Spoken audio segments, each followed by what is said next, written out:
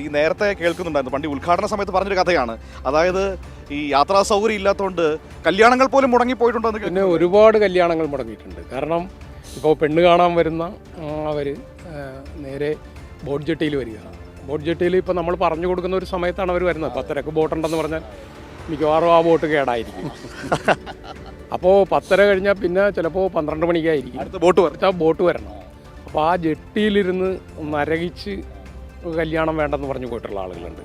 പിന്നെ ചില കാലവർഷക്കാലത്തൊക്കെ ബോട്ടിൽ കയറിയിട്ട് കാറ്റും മഴയൊക്കെ വരുമ്പോൾ, ഞങ്ങൾ പെരുമ്പളം ദ്വീപുകാർക്ക് അത് പരിചിതമാണ്, ഈ കാറ്റും മഴയത്തൊക്കെ ബോട്ടിൽ യാത്ര ചെയ്യുന്നത് പേടിച്ചെന്ന് തോന്നുന്നു. പക്ഷേ പുറത്തുനിന്ന് തന്നെ അവർ പേടിച്ചു പോകും. തൻ്റെ മകളെ എങ്ങനെ ഇങ്ങോട്ട് കൊടുക്കും, ഈ വെള്ളത്തിൻ്റെ നടുവിൽ വിധം തുലയ്ക്കുകയാണോ എന്നുള്ള അതെ അവരുടെ ഒരു ആശങ്ക അത് വലുതായിരുന്നു. അത് മൂലം മുടങ്ങിപ്പോയിട്ടുള്ള കല്യാണം മാത്രമല്ല, എത്രയോ കുട്ടികളുടെ പ്രണയം പോലും, വലിയ ഭയങ്കരമായ പ്രണയം പോലും ഇങ്ങോട്ട് വരാണ്ടിരുന്നു. അതെ, ഷായ്ച്ചേനൊക്കെ ഇവിടെ നോക്കേണ്ടതായിരുന്നു.